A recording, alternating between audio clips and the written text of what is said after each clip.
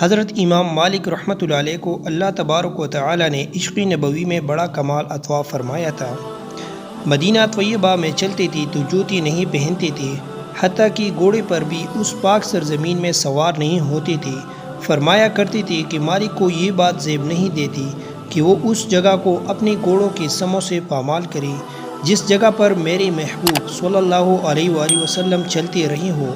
جب راستہ چلتے تھے تو راستہ کے کنارے پر چلتے تھے کہ کہیں میری محبوب سرکار دو عالم صلی اللہ علیہ وآلہ وسلم کے قدمین شریفین پر میری قدم نہ پڑ جائے اور مالک کہیں بے ادبی کا مرتکب نہ ہو جائے۔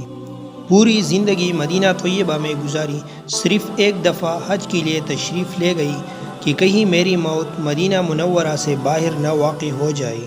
حضور صلی اللہ علیہ وآلہ وسلم کے شہر میں جیو اور یہی مجھے موت آئی تاکہ یہی سے اٹھایا جاؤ۔ سبحان اللہ و بحمدہ سبحان اللہ العظیم۔ آج کی عشاق کو ان کی سچی لوگوں سے کیا نسبت ہے؟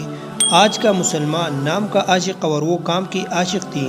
میرے اللہ ان کی نقش قدم سے اٹھتی سنہری کرنوں سے آج کے مسلمان کو محبت نبی کے عملی شکل میں ڈال دے، نعروں کی بجائے عملی طور پر عشق نبی صلی اللہ علیہ وآلہ وسلم کا پیکر بنا دے۔ سبحان اللہ و بحمدہ سبحان اللہ العظیم۔ جزاک اللہ۔